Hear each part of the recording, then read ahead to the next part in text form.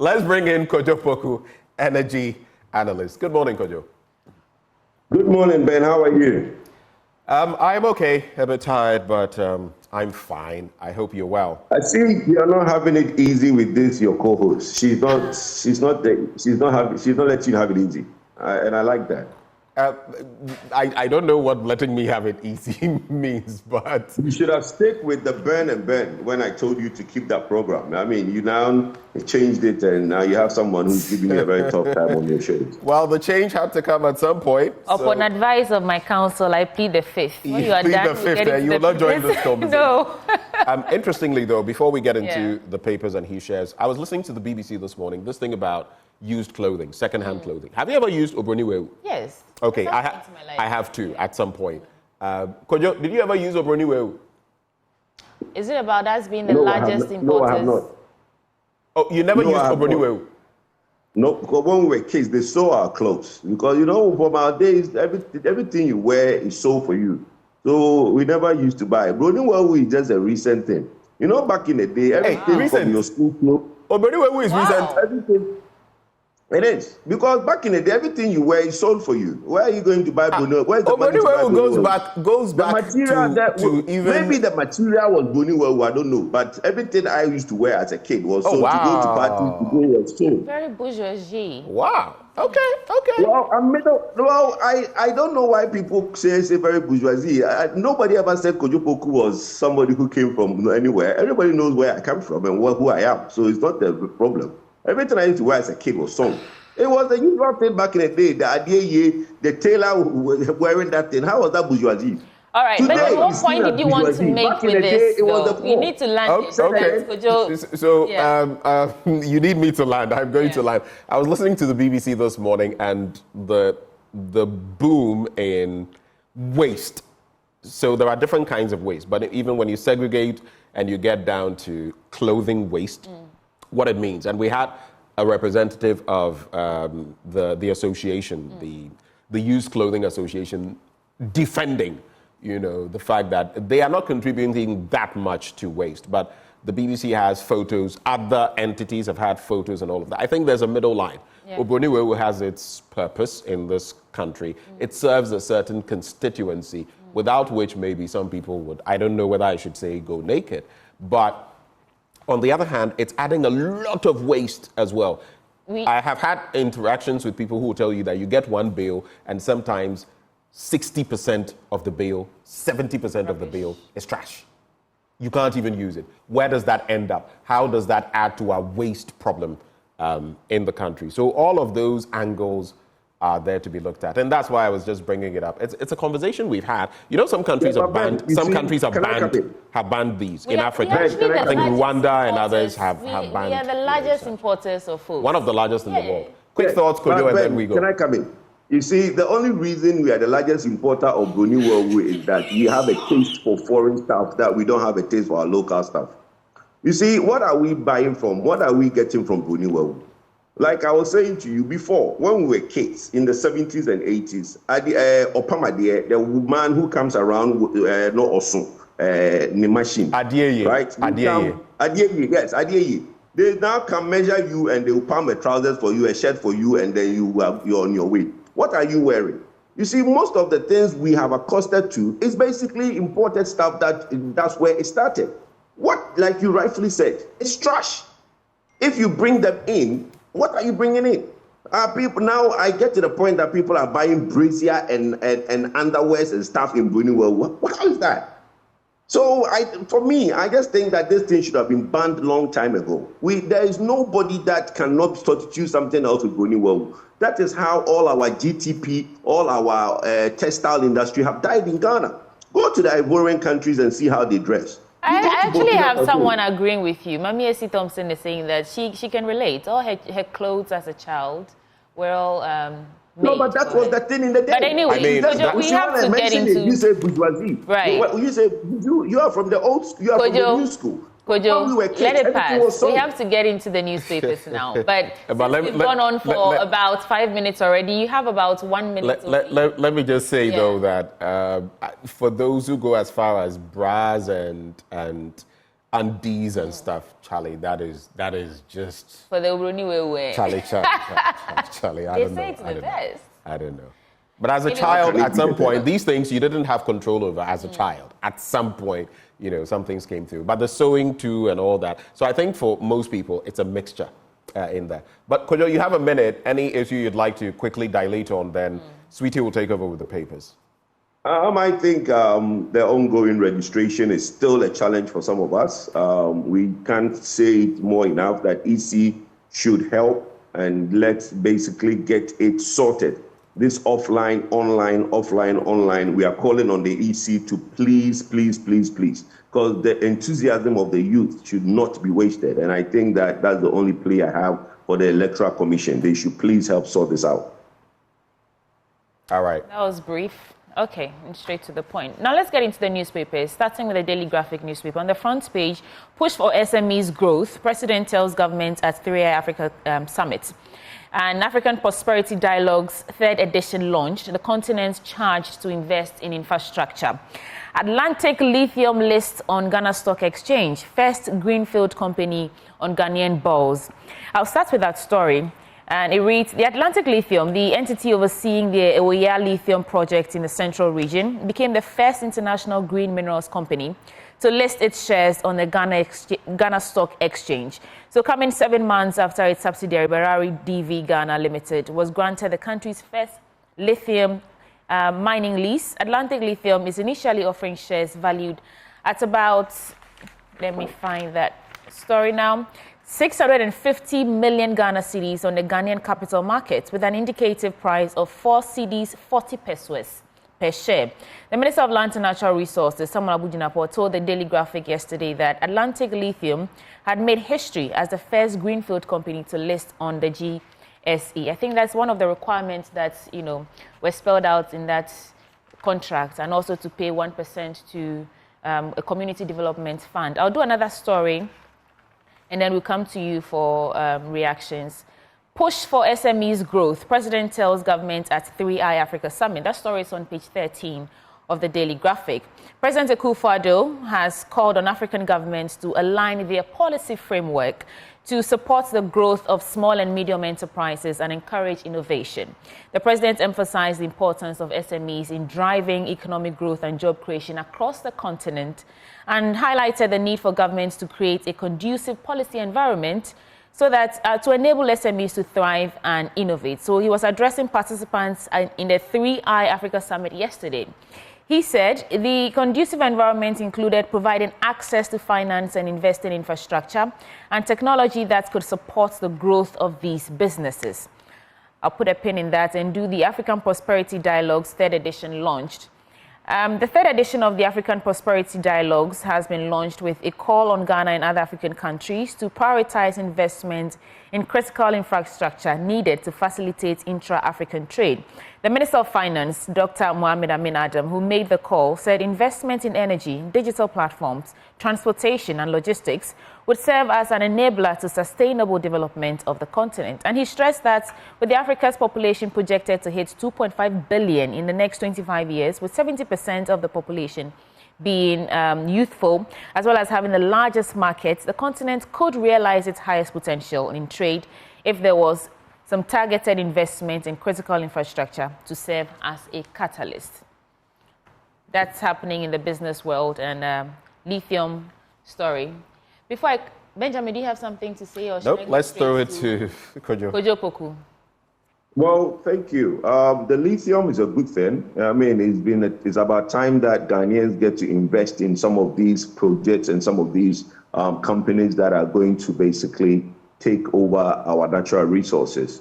You know about the policy that my candidate, Dr. Mahmoud Bawumia, is championing to make sure that we get Ghanaians heavily involved in our mineral resources. It's a good thing. It's a step in the right direction. The only problem I have is that when some of these companies now list, okay, what sort of percentage are they basically giving it out? Sometimes when there's the price, like what President Kufuor did in the past, he now made sure to the smallest coupon up, which is basically making sure that everybody gets the share in there. if it goes to some of these big investors, then it's not really selling it to the Ghanaian, because there are international investors which play on our international stock exchange, and they will mop up the shares as their investment. So yes, you might be listed on the Ghana Stock Exchange, but the shares will not be owned by the ordinary Ghanaian, which is what the thinking is. So I don't know how that pan out. Small scale industries is something that everybody's been pushing. Middle class is key. If we don't grow the middle class, we don't have a country to basically say that we are basically empowering people. We need to do a lot for the small scale. But that brings me into the Prosperity Summit, where everybody talks about intra-African free trade and the things that will make that work. I think that we don't talk about transportation enough. Transportation is the key to intra-African free trade. Without transportation, we have nothing. Because how do I move stuff from here to Nigeria? How do I move stuff from here to Benin or Togo? How do I move stuff from here to Cameroon? Transportation. And sometimes it's as difficult that people might think it is. If you have a shipload of stuff or a container that has to go from Nigeria to Ghana, or maybe Ghana to Cameroon, it has to go through Antwerp. It can't go directly from Ghana to Cameroon. It can't go directly from Ghana to, let's say, South Africa. Okay, so the thing that African leaders need to do and stay on it till we get it absolutely right is transportation. Without that African free trade, we are just joking. Right. On the energy side, I think that for local countries like Ghana, we need the energy infrastructure, because cheaper electricity will help us compete in terms of the energy cost. But the overall transportation is the biggest thing in that things we need, infrastructure we need for intra-African free trade. All right, there you have it. One last story before we move on to the next paper, because it's an interesting one. Stevie Wonder conferred with Ghanaian citizenship. So yesterday, Stevland Hardaway Morris, the American songwriter, musician, and record producer, otherwise known as Stevie Wonder, became a Ghanaian citizen in fulfillment of a 50-year-old dream. He swore an oath at the Jubilee House in Accra, administered by Circuit Court Judge Kizita Kwashi, to respect and protect the Constitution of Ghana with the help of God, with the Bible in hand. How do you feel about this, Kwadwo? I mean, he's been talking about. I like Stevie Wonder.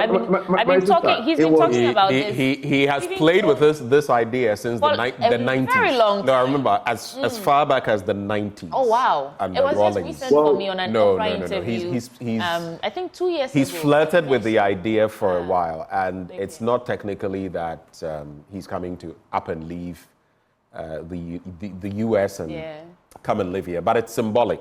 You know, there are times when Bob Marley's wife, she was here in Ghana and all that. So the symbolism is good. But I'm asking beyond that. Bob Marley's wife lives in Ghana. Say that again? Bob Marley's wife lives in Ghana. She's a queen in the Bree area. She lives in Ghana. Yeah. You see, did you get what I said? Or are you just going to? That's exactly what I said. We all know where she lived and all that. But I'm saying that she had been here for a while, even set up a studio. How is that different from what you're saying, Kwadwo? No, you said that there were times that she was here, but she lives here.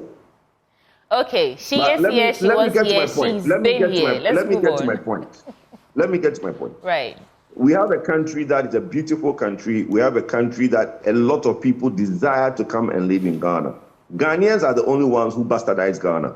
We don't see anything good about the country that we have, a beautiful country that it is. For some of us who lived abroad and will never ever go to live in any other country, I don't hold any other passport than the Ghanaian passport. All right, and I'm so proud that that's the only passport I hold. Made. Let me learn. You give me the opportunity, let me speak. I don't like where you interject me like that. Please stop that. It's not. We are racing against time, so make it. Then I will finish it in a bit. But it's a beautiful country, and it's a good thing that Stevie Wonder has led the way. Others have done it before him, and I think that more will come and do that. All right. Thank you. Benjamin. It's only Ghanaians who bastardize Ghana. Yeah, when I saw this... It's also because I've listened to the Attorney General go out there and talk about good governance, very recently, good governance and how to stem the tide of corruption in the midst of everything we are seeing with, EOCO, OSP, and the AG in a tussle and other things that are happening, right? And you ask yourself, so sometimes the rhetoric we paint out there, I've seen the Lands Minister, Mr. Janapo, out there in recent times talking about planting trees and so many things that are non-existent from my perspective. So sometimes it's not just about, out there, paint a certain picture just to make yourself look good. Are you good? It's like that proverb, not a proverb, adage by Abraham Lincoln. When you look at a tree and its shadow, the shadow is what everyone thinks. That's perception. The real tree is your character. That is who you really are. You can't hide that. Right. Anyway, let's get into the Daily Guide newspaper and some interesting stories there. Rousing welcome for Bawumia in home region. The Stevie Wonder story is also here. Samuel Uku supports Akropong students. EC registers 251,149 new voters in 6 days. And Nana pushes for Africa's digitalization. Well, let's start from page 3. So the New Patriotic Party flag bearer, Vice President Dr. Mahmoud Bawumia, kicked off a campaign in his home region of Northeast yesterday to a rousing welcome from residents who defied an early morning downpour. It is part of his 5-day campaign tour of the 5 regions of the North, where he has increased community engagement through a house-to-house campaign.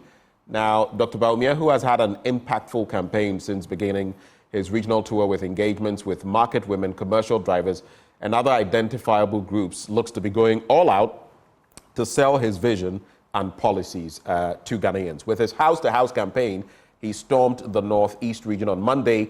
Residents of Wale Wale, that is where he comes from, defied the early morning downpour to offer him a mammoth reception and a grand entry into the town.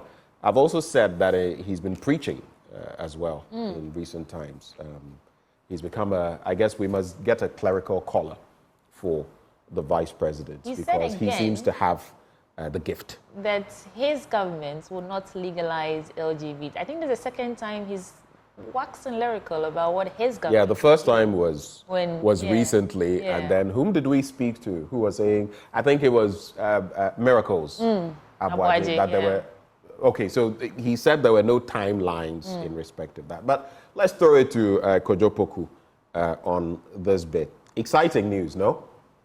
Very. I don't know why anybody think that Dr. Bawumia has any other views on LGBT than what he has stated. But let's not go into that. Look, well until Kwadwo, you tell me your name is Kwadwo Poku, no, I wouldn't know. My view. My views is known. My view is known. Everybody know my view on LGBT. No. You're not getting my point. You missed the point. I'm saying if you are Kwadwo Poku, I meet you. And I don't know that you are Kwadwo Poku. Until you tell me you are Kwadwo Poku, how would I know? Unless someone else told me. It's the same scenario. So, he has said it, and we've moved on. Let's now get into something else. Beautiful day yesterday. You know, Doctor has always said something. And when you keep saying that Doctor has been preaching, this is something that Doctor has said time and time again. He's from a both Christian and a Muslim home. His mother was a Christian before converting to Muslim when the mother married the father. He has 17 kids. He has 17 siblings. 8 of them Christians, 9 of them Muslims. So he lived in a house where both the Quran and the Bible was present. And this is something Doctor have said everywhere he has gone. So if you hear Doctor talk about the Bible, it's nothing new in his household. He grew up in a house where there were both the Quran and the Bible. He has said time and time again that he was a Methodist boy at the age of 5 before he now converted into Muslim. So there's nothing wrong with Dr. quoting the Bible. But the beautiful thing about yesterday is that... But who suggested there was something wrong with it? You are finding things where there's nothing. The way you put it... I just said that he was preaching. Let's give him a clerical collar already. For somebody who's a Muslim. And it's sounding... Ben, how do you get a clerical collar for somebody who's a Muslim? I'm saying that he appears to be good at what he's doing. Ben, let's move on from that comment, please. The beautiful thing about yesterday was that he keeps saying that he has a friend who used to say that nothing good can come out of Wale Wale. And yesterday, something beautiful came out of Wale Wale. When the people of Wale Wale, their sons, their daughters, and then their grandparents and their uncles saw that a beautiful thing came home yesterday. And that is why the whole town, be it at MPP or at NDC, came out in the rain to welcome the son of the land. And that was a beautiful sight yesterday. And everybody has seen the videos. All right. Let's get into some other stories. Nana pushes for Africa's digitalization. President Akufo-Addo has taken his government's digitalization agenda to the continental level. That story on page 3. He is now advocating that all governments in Africa embrace the concept to enhance the transformative power of digital technology and financial technology, that is fintech, to accelerate the continent's development. This was when he spoke at the opening of the 2024 edition of the 3i Africa Summit in Accra yesterday, insisting the continent had to begin breaking all the policy barriers that hindered the growth of innovation and technology and form collaborative partnerships that transcended borders. And sometimes you read these stories and you have to do on-the-spot editing, because sometimes I don't know how our newspapers, when they are scripting, what they do with the English language. But there is also, Russia says troops enter border town near Kharkiv. And then amid Israel's Rafah offensive, anger grows among protesters. I've shared my thoughts on this thing ad nauseum on both sides. I am disappointed with how things are going. We need peace, yes, but the right things must be done. Collins Dauda granted bail, and we heard of that yesterday, the Mpoho. I wonder, though, the other guy in the Mpoho constituency, I don't know whether he's one of the secretaries or something. I don't know whether he has also been granted bail. On the back page, pro golfers gear up for Daman qualifiers, and Toulouse spoil Mbappe's send-off party. That is after they stunned Paris Saint-Germain by 3-1. And if you're a follower of the Premier League, Burnley has been relegated.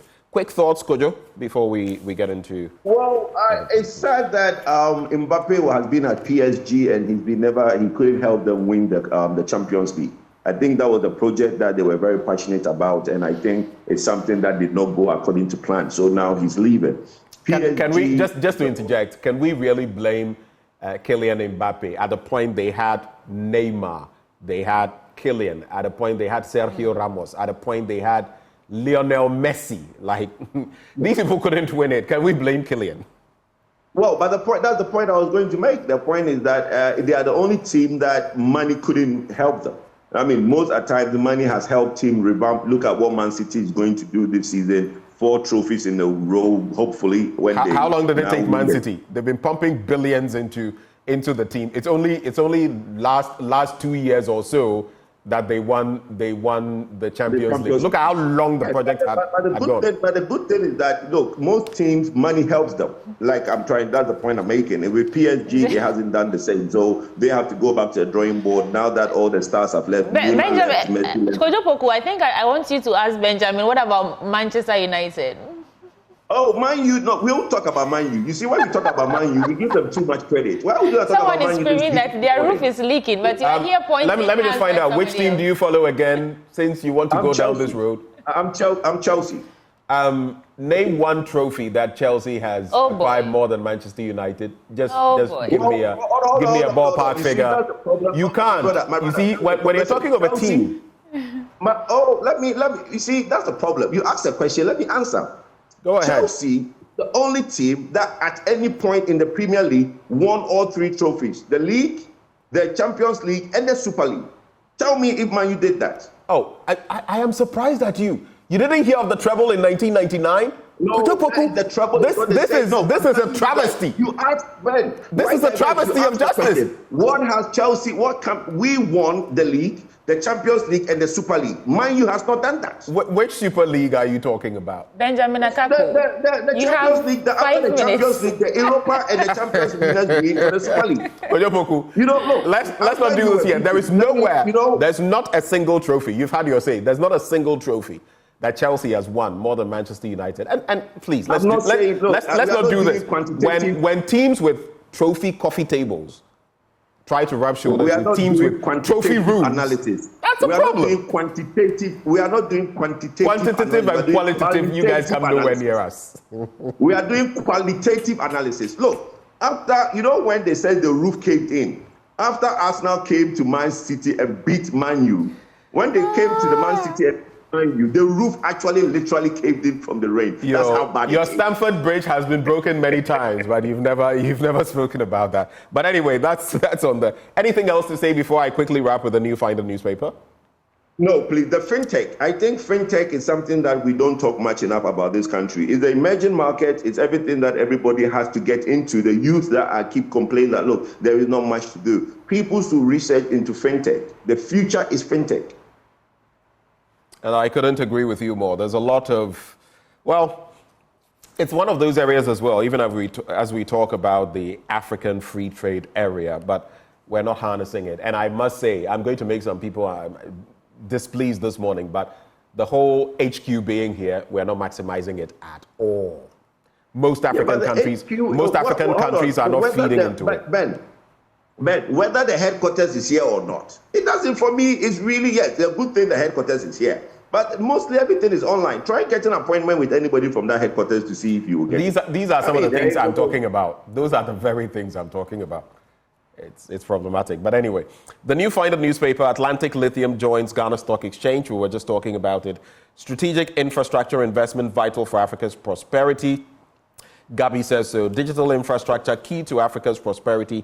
That's according to the president. And then 7 potential private developers inspect Saglemi houses. Ghana, our motherland. Anyway, at this bit, though, I have a question for you, Kwadwo. Maybe you could help me. Gabi talks about strategic infrastructure investment vital for Africa's prosperity. What is his specific role, as far as you know, in this administration? Do you know? Who? Gabi Asare-Otrida. He doesn't have any specific role in this administration. Okay, so in this instance, it's just about the African prosperity network. In the last 7 years, you know that Kwadwo Poku has no position in this government. Why that mischief? I am just asking. I mean, maybe you know something. But you know as much as I know. If you go through the government portfolio, Kwadwo Poku has no official portfolio. Oh, okay. All right. You know, listen, but let me make a point. You know, Gabi is from the Dankwa Buzia think tank. You know that, right? I know that, yes. Okay. And the Dankwa Buzia think tank, for a very long time, was more of a mouthpiece, which is basically policy direction. They are more like a civil society organization. And the Dankwa Buzia Institute has been very instrumental in a lot of the discussion and policy in this country. So I'm surprised that all of a sudden, when Gabi speaks, everybody now makes it look like, why is Gabi speaking? Dankwa Buzia Institute is a very influential mouthpiece in Ghana, and they've been talking, they've been doing this for so many years. Right. Anyway, I'm assuming since he spoke in the capacity as executive chairman of the African Prosperity Network, we would leave it there, the Africa Prosperity Dialogues. Let me see whether there are some other interesting stories to look Mischief will never leave you, Ben, I'm telling you. Pardon me? Mischief will never leave you. Well, thank you. Then I'll wear my clothes of mischief as I do all the time, if that is how you see it. Women judges urged to set precedents for vulnerable and the marginalized. And President Akufo-Addo, that will be my final story, has reiterated the pivotal roles women judges play in eradicating negative cultural practices, especially among women and girls, which has long impeded progress development. Well, that's it for the New Finder newspaper. Any parting shots? There was something Sweetie. I chanced. I'm not sure which of the papers. About over 50,000 deaths recorded. 50,000. Yeah, and most of it is due to health problems, hypertension, pneumonia, and the rest. I mean, we need to start taking care of ourselves and ensuring that we're eating well, exercising. It was sad. I was reading it. I'm not sure is that the New Finder or. But there's also the problem. You see, around this time, even as we have to go, the sort of food we're consuming. Yesterday, someone was sharing with me a story, right? I will not mention the place because I want my people to go there. But you have a cabbage farm right next to people doing galamsey. So even if they are not using the mercury and the rest on the spot, right, there is leaching, which affects plants. Yeah. And you're having, I mean, there are so many, so some of the things we're consuming now are problematic.